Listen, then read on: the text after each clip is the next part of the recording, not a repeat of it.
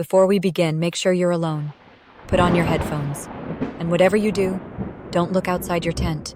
If you enjoy stories that twist your mind and haunt your thoughts, don't forget to like this video and subscribe to Room 44. We're always watching. Now, let's begin. I didn't want to go. Camping wasn't my thing. Bugs, dirt, no Wi-Fi. But when you've been best friends since childhood, you don't say no to a group trip that's supposed to rekindle the old magic. That's what Zoe said anyway. 4 of us, no drama, no phones, just nature. The others, Matt and Rachel, were already in.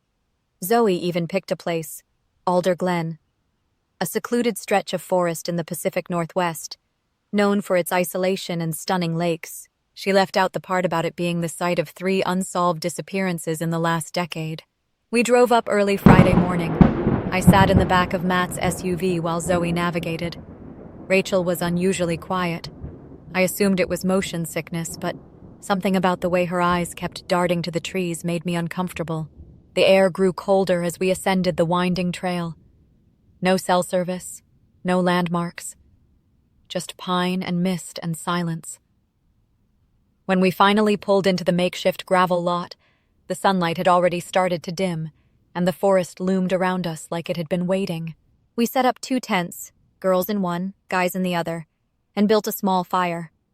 The first night was uneventful, almost fun. We made s'mores. Matt tried to scare us with urban legends. Zoe laughed louder than she needed to. It felt like she was trying to drown something out. The second night was different. Zoe started sleep-talking. Not in the funny, mumbling about pancakes way. No. She sat up straight in her sleeping bag and whispered in a deep, unfamiliar voice, "You don't belong here. You were never meant to come back." I thought it was a joke at first.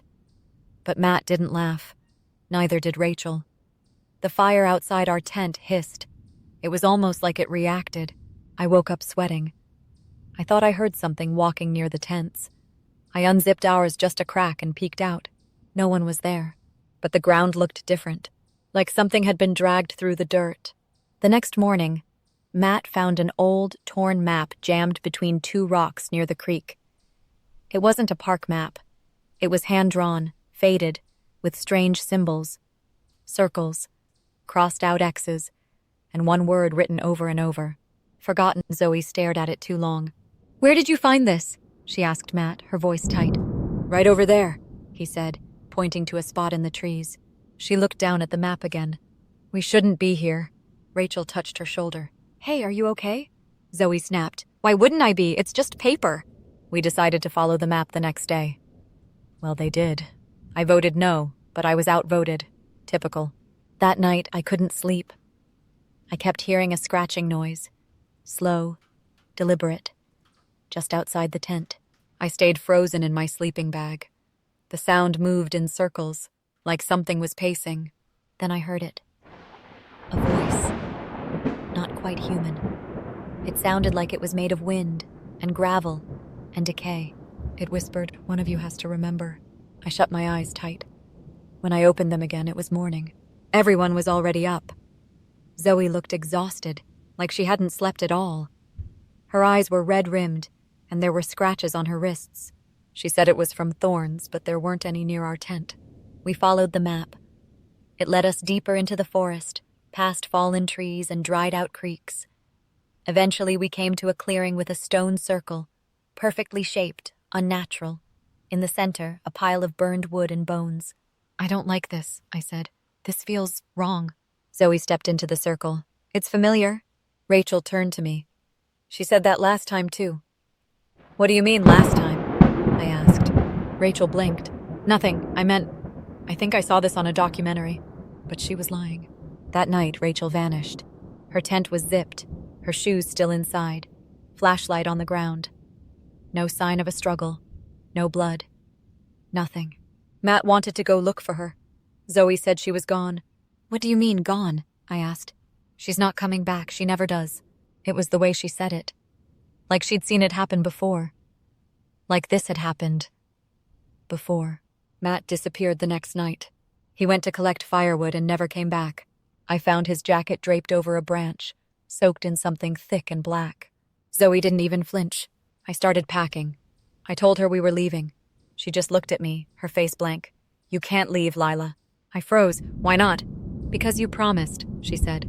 I didn't remember any promise. That night, I dreamed of the stone circle.